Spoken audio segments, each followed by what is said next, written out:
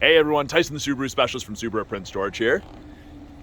This is our 2022 Subaru Forester Touring. Now this is in the Cascade green, which is a new green for the Forester lineup for the 2022 model year. Now in the video, it's probably going to look on the darker side towards a black. It is a hard color to capture. It definitely stands out a little bit more in the sunlight. But Touring is our middle of the road.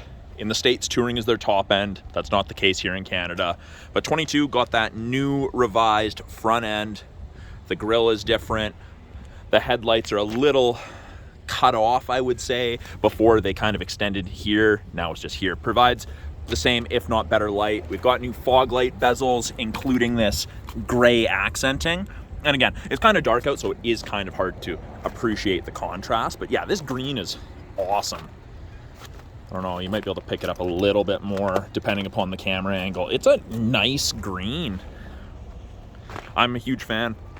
Now, at the back here, we do have backup sensors in the rear bumper. That's part of Subaru's eyesight, or an additional component to it. And it will actually apply the brakes in reverse if it thinks you're gonna hit something. So it is beneficial, parking lots especially.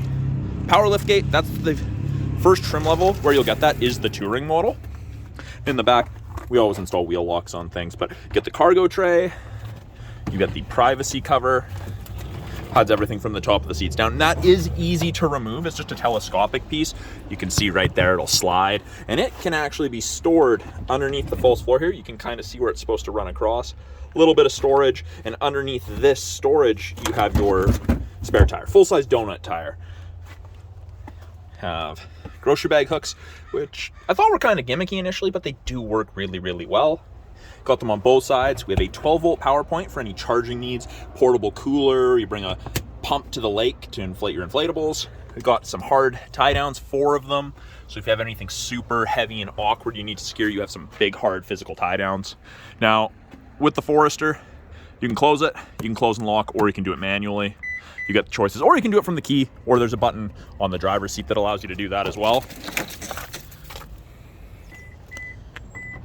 In the second row, as you'd expect in the Forester, tons of room, lots of headroom. That's what you end up with this boxier style traditional SUV look.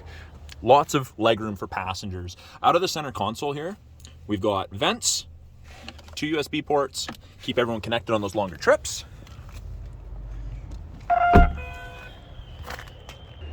Now, with it being a proximity key, the fob more than a key, to lock it, there are 2 lines right here. Press and hold, and it locks. You wait a second, and so long as the key's within about 3.5 feet, put your hand in and it unlocks. Now, we have power windows, locks, mirrors, as you would expect.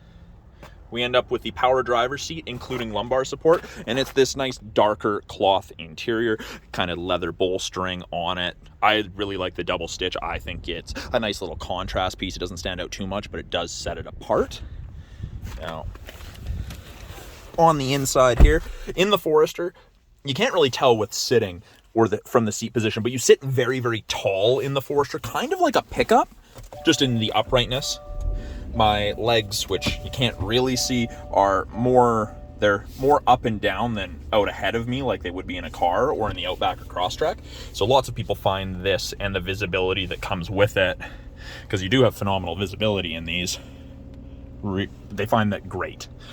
Panoramic sunroof, it is slide only, and it is a manual shade unless you move the glass all the way back and then all the way forward, and it will drag that with you. On the left-hand side of the steering wheel here, we do have Bluetooth and audio controls. You can make it take calls, control the volume of the calls and the music. The right-hand side has to do with our adaptive cruise and our lane sway, or lane centering. We have 2 different drive modes, intelligent and sport. So you can see on the bottom left of the screen there, we have a P for park. To the right of that is I for intelligent, press the S, sport mode. That line gets a little sharper, a little bit more aggressive, and it makes it a little bit more spirited, fun to drive. Your RPMs will be higher. It's a good time. Then we also have those orange lights in the side mirrors. That's your blind spot detection. So whenever it illuminates on this side, that means someone's in your blind spot on that side or going to be momentarily. It doesn't eliminate shoulder checking, but it is a nice aid. Same thing, if that side illuminates, there's someone in your blind spot or going to be in your blind spot momentarily there. Now, heated steering wheel. Does not heat between the seams, just kind of where you're supposed to keep your hands. There is also a 1/2 inch cutoff spot there, but yeah, kind of where you're supposed to keep your hands. So it is very handy, awesome for our winters here.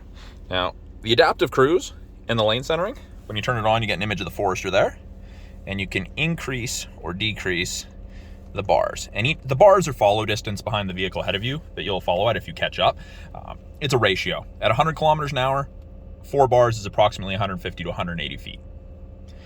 Lane centering right there, works above 60 kilometers an hour. Both of those systems are part of the EyeSight camera safety system. So they've also put new EyeSight cameras. You can't really reach up and touch the lenses. It's got a wider field of view. They've upgraded. This is the newest EyeSight system, which is very, very cool. No issues with it so far. Everyone's had great experiences with it. But if those camera lines can see the road lines, you can see there's those 2 grayed out bars beside the distance indicators. Those will illuminate white on whichever side it can see the road lines, whether that's one inside line, outside line, both. And it'll actually give you gentle steering input either way to help keep you in the middle of your lane. Turn that off.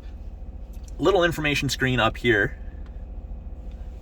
You can cycle through with the info button on the left-hand side of the steering wheel. It gives you a bunch of different pieces of information that are handy to have while you're driving. Depends what you like to look at. I personally like, oh, I just went past it. I like the water temp, oil temp one myself. May have overheated a vehicle or two in the past.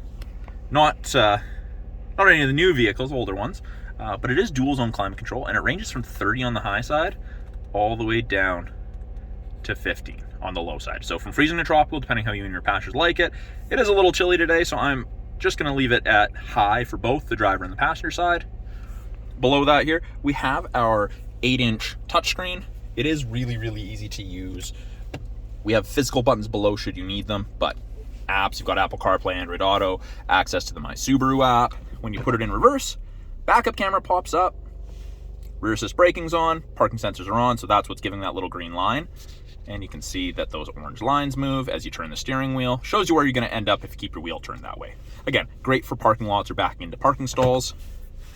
We still offer a CD player. I know, lots of people laugh at that. I know tons of people that have lots of CDs. It is a benefit. You get them in all the Foresters.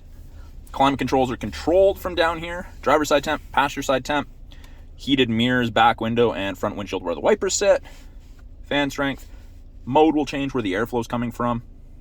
Then we've got AC and max AC. And I actually get asked the difference between AC and max AC all the time. So if that light comes on its own, it's not necessarily making the air cool. It's helping move moisture around the cabin so you don't fog up.